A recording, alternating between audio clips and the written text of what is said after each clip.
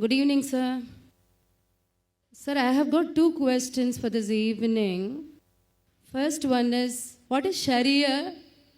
Because we follow the Quran, the holy book, lifestyle, everything depends upon. But what is Sharia? Because yesterday I saw in BBC, punishments are given to the criminals based on what is written in the Sharia. So I want to know what is it. That is my first question. The second question is, usually in Hinduism and all, we have got the meditation practice by which when we even chant the slokas, we concentrate on something, at least the light. But when you chant your shlokas, the verses, how do you concentrate on the verses and get into or speak to God? This is my second question, sir. Sister has two questions. The first question, she wants to know what is Sharia.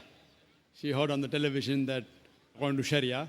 And second question is that what do you concentrate on when we chant something, we concentrate on light, what do you concentrate on? As far as the first question concerns, what is Sharia? Sharia, it is a legal system based on the Quran and the Sahih Hadith.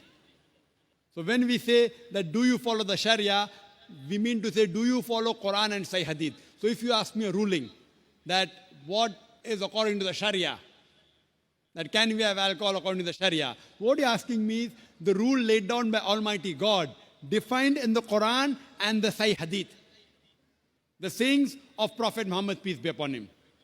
So if you say, what is the ruling according to the Sharia? So I say, okay, that can you have alcohol? So I said, the Sharia says alcohol is prohibited. I may give a reference. Surah Ma'idah, chapter number 5, verse number 90. So Sharia means following the legal system of Islam based on the Quran and the authentic sayings of Prophet Muhammad, peace be upon him. As far as the second question is concerned, that when we chant something, we concentrate on something like the light. What do we concentrate on? When we pray to Allah subhanahu wa ta'ala. What do is we communicate with Almighty God directly.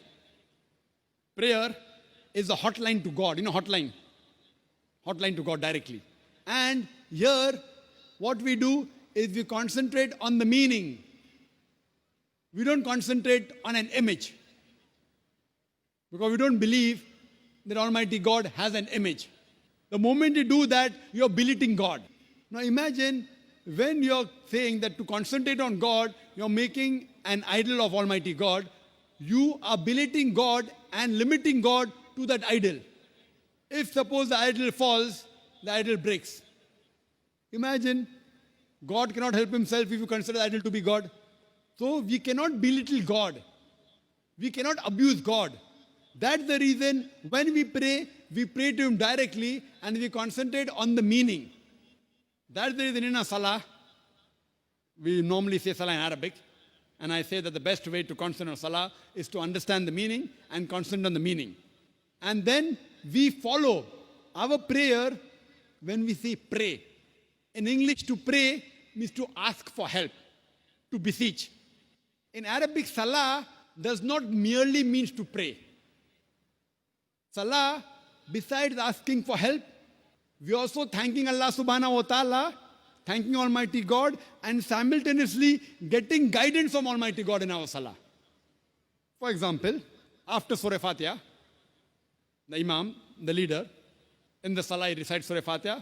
After that, he may recite Surah Ma'idah chapter 5 verse 90, which says, Ya ayyuhallazina amanu, O you believe, ennamal khamru wal maisuru, most certainly intoxication and gambling, wal anzabu wal aslamu, dedication of stones, divination of arrows, rushtum min amali shaitan. These are Satan's handiwork. Fashtanibu lalukum tuflihun. Abstain from the handiwork that you may prosper.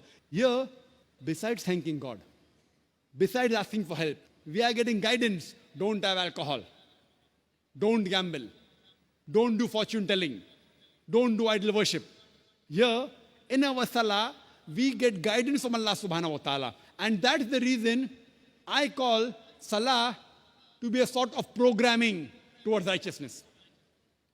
And that's the reason our beloved Prophet Muhammad sallallahu alaihi wasallam and Allah subhanahu wa ta'ala, he has said you should offer salah minimum 5 times a day.